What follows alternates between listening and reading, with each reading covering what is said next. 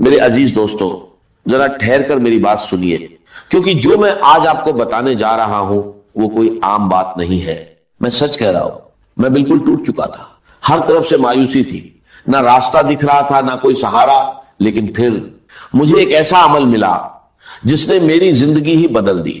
دیکھیے، آپ کے سامنے تین چیزیں ہیں، بہت چھوٹی، بہت آسان، لیکن اگر کوئی انہیں خاص ترتیب سے صرف 3 بار پڑھ لے تو میں اللہ کی قسم کھا کر کہتا ہوں اس کی زندگی سے غریبی ختم ہو جائے گی، بیماری دور ہو جائے گی، اولاد کی بندشیں کھل جائیں گی، اور رشتوں میں جو رکاوٹیں ہیں وہ بھی ختم ہو جائیں گی۔ میرے دوستوں، میں نے یہ عمل پہلی بار 1 سال پہلے پڑھا، غوث پاک رحمت اللہ علیہ کی کتاب سے لے کر، اور یقین کیجئے پہلے ہی دن صرف 3 منٹ کے اندر میں نے ایسا معجزہ دیکھا جسے میں آج تک نہیں بھول پایا۔ غوث پاک فرماتے ہیں کہ اگر کوئی ایسا بھائی یا بہن جس نے دنیا بھر کی تسبیحات پڑھ لی ہو لیکن پھر بھی اس کی غریبی ختم نہ ہو رہی ہو تو وہ بس ایک بار زندگی میں اس چھوٹے سے عمل کو پڑھ کر دیکھ لے، مایوسی نام کی چیز نہیں رہے گی۔ اور میرے ساتھ بھی یہی ہوا، جیسے ہی میں نے یہ عمل پڑھا پہلے ہی دن صرف 3 منٹ میں اللہ نے ایسی مدد کی کہ میرے پاس 1600 آ گئے۔ پھر میں روز یہ عمل کرتا گیا۔ دوسرے دن میں نے ایسا منظر دیکھا کہ 45 لاکھ کا سامنا ہوا، اور تیسرے دن جو 17 لاکھ کا قرض میرے سر پر تھا اللہ نے ایسے معاف کروایا کہ جو لوگ دشمن بنے بیٹھے تھے وہی ایک جھٹکے میں کہنے لگے جاؤ ہم نے معاف کیا۔ یہ کوئی کہانی نہیں بلکہ اس عمل کی کرامات ہے۔ میں اب تک ہزاروں لوگوں کو یہ عمل بتا چکا ہوں اور بہتوں نے اس کا فائدہ دیکھا ہے۔ اگر آپ اسے دل سے پڑھیں گے تو خود حیران رہ جائیں گے کہ پہلے کیوں نہیں پڑھا۔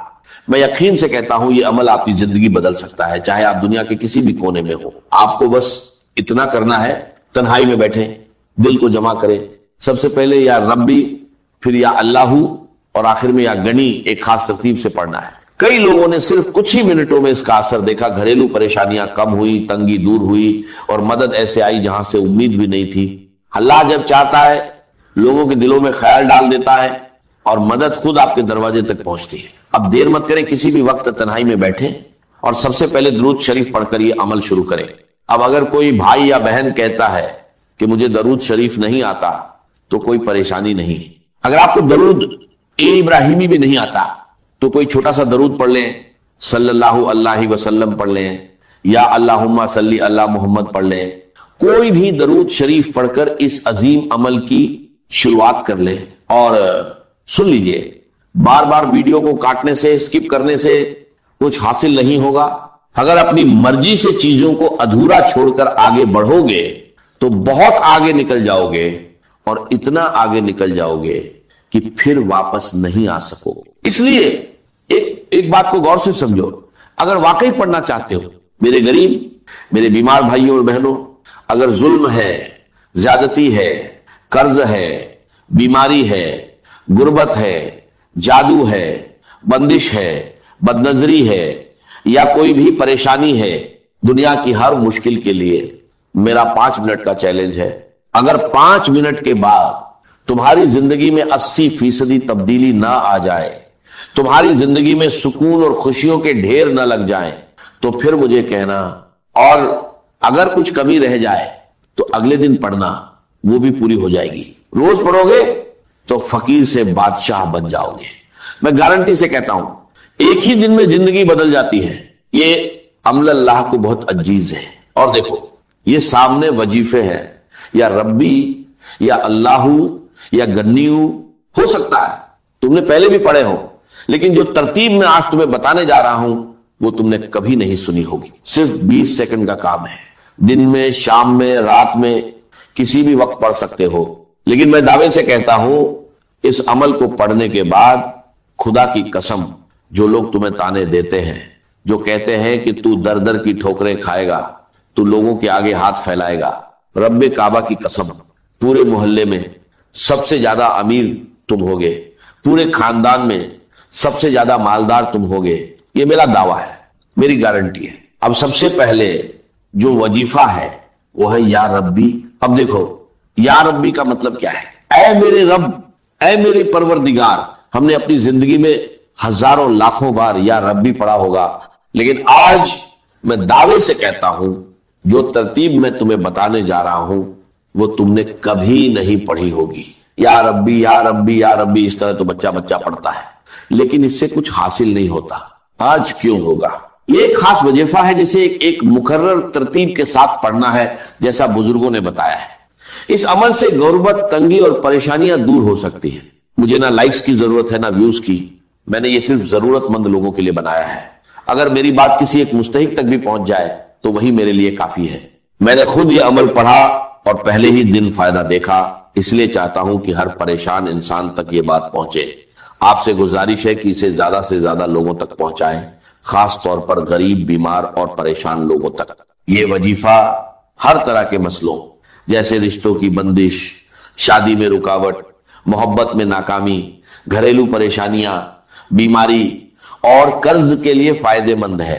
अब ध्यान से सुने और वीडियो को बिना स्किप किए पूरा देखें, क्योंकि आगे की बातें बहुत अहम हैं। अब फौरन अमल शुरू करते हैं। सबसे पहला वजीफा जो अमल में शामिल करना है वो है या रब्बी। तुम्हें सामने दिख रहा है। अब जब भी तुम ये अमल पढ़ो, कोशिश करना आज ही पढ़ लो। ये मत कहना कि आज वीडियो देख ली, कल पढ़ेंगे। जितनी देर करोगे उतना अपना नुकसान है, मेरा कुछ नहीं जाएगा, मैं तो बताकर चला जाऊंगा। बस एक बात याद रखो, अभी पढ़ो, अभी मिलेगा। ये एक ऐसा अमल है जो फौरन असर दिखा सकता है। अगर कारोबार बंद हो, दुकान ना चल रही हो या कोई मसला हो तो वहीं बैठकर इसे पढ़ लो। यकीन करो हालात बदल सकते हैं और बरकत आ सकती है। लेकिन ध्यान से सुनो, अगर तरतीब सही ना रखी या पहले हिस्से को छोड़ दिया तो फायदा कम हो सकता है। इस अमल के लिए कोई दिन या वक्त की पाबंदी नहीं, मगर इसे तन्हाई में और पूरे दिल से पढ़ना जरूरी है। सबसे पहले दरूद शरीफ, बेहतर है दरूद इब्राहिमी पढ़ो, फिर बिस्मिल्लाह इर रहमान इर रहीम, उसके बाद या रब्बी या रब्बना, फिर या अल्लाह और आखिर में या गनी। अगर इसे सच्चे दिल से पढ़ा जाए तो गुर्बत, तंगी और परेशानियां दूर हो सकती हैं और जिंदगी में बरकत आ सकती है। जो लोग इसे अपनाते हैं वो इसे बार बार पढ़ते हैं और अपने हालात में बेहतर बदलाव महसूस करते हैं। अब तुमने क्या करना है? तन्हाई में बैठकर एक बार दुरूद शरीफ पढ़ो। अगर याद नहीं तो छोड़ दो, लेकिन अगर पढ़ लोगे तो बेहतर है, क्योंकि कभी कभी गुनाहों की वजह से वजीफा कबूल नहीं होता और दुरूद शरीफ उसे कबूल करा देता है। अगर आता है तो सिर्फ इतना पढ़ लो, सल्लल्लाहु अलैहि वसल्लम। इतना तो एक बच्चा भी पढ़ लेता है। अगर यह भी नहीं आता तो फिर तुमने क्या सीखा? मेरे दोस्तों, टिकटॉक से कुछ हासिल नहीं होगा, यह तुम्हें बर्बाद कर देगा। अगर जिंदगी में कुछ पाना है तो कम से कम एक बार यह अमल जरूर पढ़ लो, फिर तुम खुद ही रोज पढ़ने लग जाओगे। मेरी तरफ से सबको इजाजत है, मुझे तुमसे कोई लालच नहीं। हर गरीब इंसान इस अमल को पढ़े और फायदा उठाए। अगर हां तो अपना नाम कमेंट्स में लिख दो। हो सकता है मैं तुम्हें नाम के साथ अलग से इजाजत दे दूं और शायद तुम्हें ज्यादा फायदा हो जाए, वरना अगर ना भी लिखो तो कोई मसला नहीं, इजाजत सबको है। लेकिन कोशिश करो कि अपना नाम जरूर लिखो। अब करना क्या है? सबसे पहले अमल का पहला वजीफा एक बार दुरूद शरीफ पढ़ लो। अगर याद है तो ठीक, नहीं तो छोड़ दो। फिर बिस्मिल्लाह इर रहमान इर रहीम पढ़कर शुरू करो। पहली बार पढ़ो या रब्बी या रब्बना, दूसरी बार या रब्बी या रब्बना, तीसरी बार या रब्बी या रब्बना। बस पहला वजीफा पूरा हो गया। इसमें ना घंटे लगते हैं ना मिनट, सिर्फ कुछ सेकंड लगते हैं। टिकटॉक वाले तुम्हारे बिना मर नहीं जाएंगे। पूरा अमल 10 सेकंड में पढ़ लोगे और इंशाल्लाह उम्र भर दुआएं दोगे, ये मेरा वादा है। अब वहीं बैठे रहो, ना खड़े होना है ना किसी से बात करनी है। दूसरा वजीफा या अल्लाहू का है, एक खास जुमले के साथ पढ़ना है। फिर या गन्नी भी एक खास जुमले के साथ पढ़ना है। बस मेरे दोस्तों, बस गरीबी खत्म इंशाल्लाह। मैं चैलेंज के साथ, दावे के साथ, कसम खाकर कहता हूं। दूसरे नंबर पर या अल्लाहू सिर्फ 3 बार पढ़ना है, मगर दिल से, सिर्फ जुबान से पढ़ने से कुछ हासिल नहीं होगा। असल राज्य दिल की सच्चाई में है। बहुत लोग कहते हैं कि या अल्लाह पढ़ने के बावजूद हालात नहीं बदलते, तो याद रखो जब इसे एक खास जुमले और सही तरतीब के साथ पढ़ा जाए तब इसका असर कई गुना बढ़ जाता है। पहले या रब्बी या रब्बना 3 बार पढ़ो, फिर या अल्लाहू یا اللہ پڑھو، یہ اللہ کا ذاتی نام ہے جس میں اس کے تمام ناموں کی طاقت شامل ہے۔ اس کے ساتھ ایک مبارک نام شامل کیا جاتا ہے جو نبی پاک صلی اللہ علیہ وسلم سے منسوب ہے، جس سے اس وظیفے کی طاقت اور بڑھ جاتی ہے۔ یہ عمل 3 طاقتور وظیفوں کا مجموعہ ہے، پہلے یا ربی، یا ربنا، پھر یا اللہ، اور آخر میں یا گنی۔ اگر اسے صحیح طریقے سے پڑھا جائے تو غربت، پریشانیاں اور مشکلیں دور ہو سکتی ہیں اور زندگی میں برکت آ سکتی ہے۔ اب دوسرے نمبر کا وظیفہ کیسے پڑھنا ہے؟ یا اللہ المدد، یا اللہ المدد، یا اللہ المدد۔ یہ وہ راجیہ ہے میرے دوستوں کہ اس وظیفے سے اللہ کی مدد سیدھے بندے پر نازل ہوتی ہے، اللہ تعالیٰ اس بندے پر خاص مہربان ہو جاتے ہیں، اور یہ وظیفہ آسمانوں میں بھی اثر پیدا کرتا ہے۔ یہ وظیفہ صرف 3 بار پڑھنا ہے، یا اللہ المدد 3 بار پڑھنے کے بعد اب آخری وظیفہ سن لو، اس کے بعد انشاءاللہ زندگی سے غربت اور مفلسی کا نام و نشان مٹ جائے گا۔ دیکھو، یا غنی دولت اور مالی پریشانی کے لیے ہر کوئی پڑھتا ہے، لیکن آج بہت سی بہنیں کہتی ہیں کہ ہم یا غنی پڑھ پڑھ کر تھک گئے ہیں مگر حالات نہیں بدلے۔ تو آج میں ان سب سے گزارش کرتا ہوں کہ صرف یا غنی نہ پڑھے بلکہ اس کے ساتھ اللہ کا ایک اور خاص نام شامل کرے، ایسا نام جو دولت کا خزانہ ہے، دولت کا بادشاہ ہے۔ جب یہ دونوں نام ایک ساتھ پڑھے جاتے ہیں تو ان کی تاثیر بہت زیادہ بڑھ جاتی ہے۔ چاہو تو خود تلاش کرو، معلوم کرو یہ بادشاہوں کے وظیفے ہیں جو فقیروں کو بھی بادشاہ بنا دیتے ہیں۔ اب طریقہ سمجھ لو، آخر میں تمہیں یہ پڑھنا ہے، یا غنیو یا مغنی، یا غنیو یا مغنی، یا غنیو یا مغنی، یعنی دونوں کو ملا کر 3 بار پڑھنا ہے اور اسے ایک شمار کیا جائے گا۔ آخر میں دعا مانگو، انشاءاللہ بنا مانگے بھی بہت کچھ مل جائے گا، لیکن پھر بھی اللہ سے دل کھول کر مانگو۔ اپنا خیال رکھنا، اللہ حافظ۔ ان المساجد للہ فلا تدعوا مع اللہ احد۔ اب دیکھیے ہمارے یہ فرشتے یہاں بیٹھے ہیں نا، ہم کہہ سکتے ذرا بھائی میرا یہ کام کر دینا؟ نہیں کہہ سکتے۔ جبرائیل کو پکار سکتے ہیں، جبرائیل ذرا میرا یہ کام کر دینا؟ وہ عالم غیب کی شے ہے، کسی ولی اللہ کی روح اس کو پکار کر کہنا کہ میری یہ مشکل دور کر دے؟ نہیں، اللہ سے کہے، اللہ کو پکارے، اللہ جس کے ذریعے سے چاہے آپ کی ضرورت پوری کر دے۔ اس ضمن میں میں کہوں گا کہ شاہ ولی اللہ دہلوی نے ایک بات کہی ہے، اگرچہ مجھے اس کی کوئی دلیل اپنے طور پر انڈیپینڈنٹلی کتاب و سنت میں نہیں ملی ہے، لیکن شاہ صاحب کا ایک مقام مرتبہ ہے جو میری نگاہ میں بہت بلند ہے۔ میرے نزدیک 2 عظیم شخصیتیں عالم اسلام کی، امام ابن تیمیہ اور امام غزالی کو جمع کریں تو شاہ ولی اللہ بنتے ہیں۔ اتنی عظیم شخصیت۔ انہوں نے یہ لکھا ہے کہ جو اللہ کے برگزیدہ بندے ہوتے ہیں، اولیاء اللہ تعالیٰ ان کی ارواح کو ان کے فوت ہونے کے بعد ملائکہ کے طبقہ اسفل میں شامل کر دیتے ہیں، اور وہ بھی جس طرح وہ ملائکہ اللہ کے احکام کی زمین میں تنفیذ کر رہے ہیں وہ بھی اسی کام میں لگ جاتا۔ میں نے عرض کیا کہ میرے پاس انڈیپینڈنٹلی کوئی دلیل نہیں ہے اس کے حق میں، لیکن شاہ صاحب کا فرمانا خود میرے لیے 1 درجے میں دلیل ہے۔ لیکن یہاں ایک تو یہ نوٹ کرنے کا، ملائکہ کا طبقہ اسفل، ملائکہ کا سب سے نچلا طبقہ، اور اللہ کے حکم کی تنفیذ کرتے تو فرشتے کر رہے ہیں، وہ بھی ہو، ہمیں اس سے کیا غرض ہے؟ ہم نہ فرشتے کو پکار سکتے ہیں اور نہ کسی ولی اللہ کو پکارو اللہ کو۔ قال ربکم ادعونی استجب لکم ان الذین یستکبرون عن عبادتی سیدخلون جہنم داخلین۔ تمہارا رب کہتا ہے مجھے پکارو، مجھ سے مانگو، میں تمہیں دوں گا، تمہاری دعا سنوں گا، قبول کروں گا، اور جو بربنائے تکبر مجھ سے نہیں مانگتے وہ جہنم میں داخل ہوں گے، ذلیل و خوار ہو۔ حضور نے ایک بات مجھے متن یاد نہیں ہے، بہت پیاری فرمائی، دیکھو انسانوں سے تم مانگتے ہو کچھ تو ایک دفعہ تو اس کے ماتھے پر تیوری پر بل پڑ ہی جاتا، یہ کیوں میں نے سامنے ہاتھ سوال کیا، کیوں مجھ سے مانگ رہا ہے، چلیے بعد میں کچھ وہ دے ہی دے کہ ناگوار گزرتا ہے۔ ارے اس سے مانگو جو کہتا ہے کہ مجھ سے مانگو اور میں دوں گا، وہ نہ مانگنے پہ ناراض ہے، اس سے نہیں مانگتے۔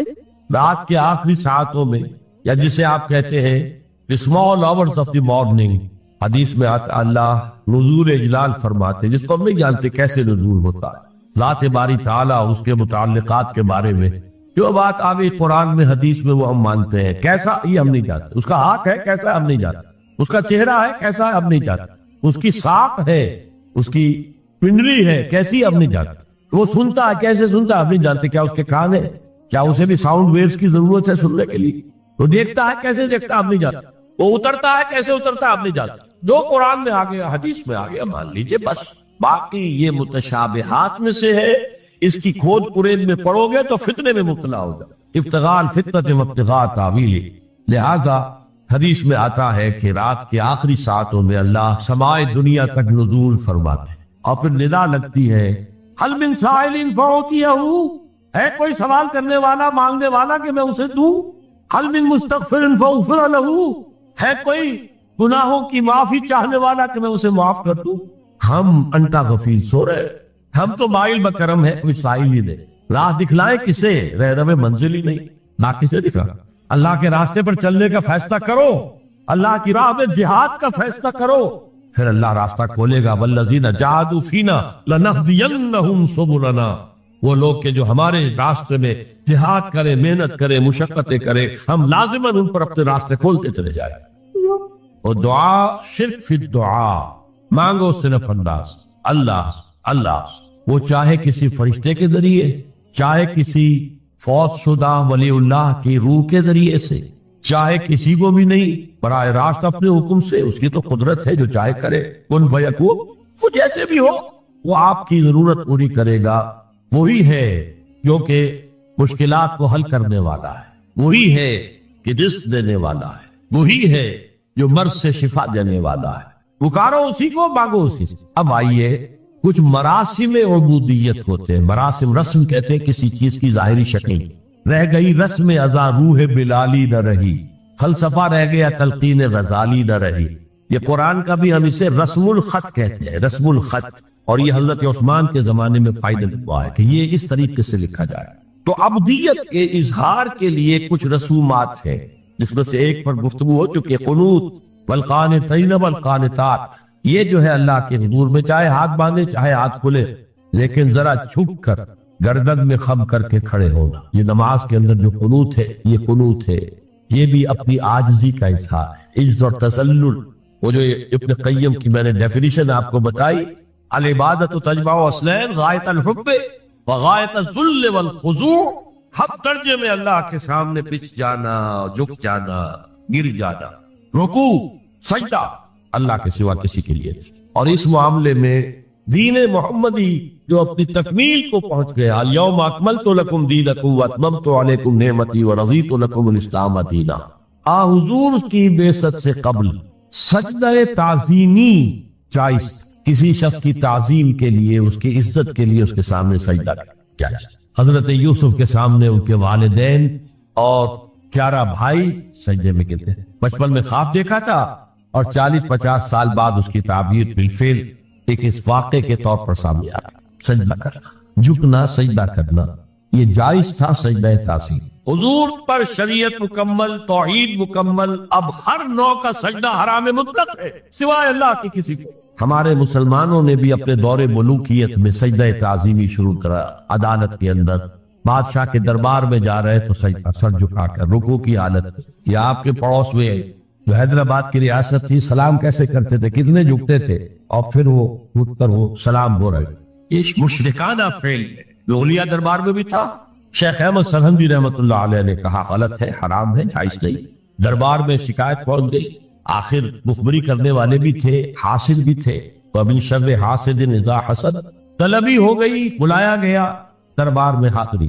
اور ایسا اہتمام کیا گیا کہ جب حضرت مجدد آگے آئے بادشاہ تک جانے کے لیے تو درمیان میں ایک دیوار سہائی کر کے اس میں کھڑکی کھول دی کہ اس میں سے جھک کر گزریں گے نا تو رکوع کسی درجے میں تو ہو جائے گا. رکوع بھی سجدے ہی کی ایک شکل ہے، سجدے کا ہاف کہہ لیجئے. لیکن یہ کہ جب آیات سجدہ آتی ہے قرآن مجید میں تو عام نمازوں میں میں دیکھتا ہوں کہ وہ آیات سجدہ والی آیات پڑھی دی جاتی، حالانکہ ان کی ایک خاص کیفیت ہے. تراویح میں تو پڑھی جاتی ہے لیکن پہلے بتا دیتے ہیں کہ یہ دوسری رکعت میں یا پہلی رکعت میں سجدہ آ رہا ہے تو لوگ تیار ہوتے ہیں. رکوع بھی اگر فوراً ہو جائے آیت سجدہ کے بعد تو اس سے بھی اس سجدے کا حق ادا ہو جاتا. بہرحال حضرت شیخ مجدد رحمت اللہ علیہ دربار میں آئے تو اس کھڑکی میں سے پہلے پاؤں گزارے، پھر اپنا سر نکالا، پھر جیل میں ڈال دیے گئے، کوئی پرواہ نہیں. حاضر ہوا میں شیخ مجدد کی لحد پر، وہ خاک کے ہے زیر فلک مطلع انوار. گردن نہ جھکی جس کی جہانگیر کے آگے، جس کی نفس گرم سے ہے گرمی احرار. وہ ہند میں سرمایہ ملت کا نگہباں، اللہ نے بر وقت کیا اس کو خبردار. دین الہی، دین محمدی کے خاتمے کا اعلان تھا. اب بڑے بڑے مولویوں نے یہ اکبر کو سبق پڑھایا تھا، بڑے مولوی، درباری مولوی، انہوں نے سبق پڑھایا تھا. اللہ کا ایک دن 1000 برس کا ہوتا ہے، اور اللہ کا ہر معاملہ 1000 سال تک ہوتا ہے.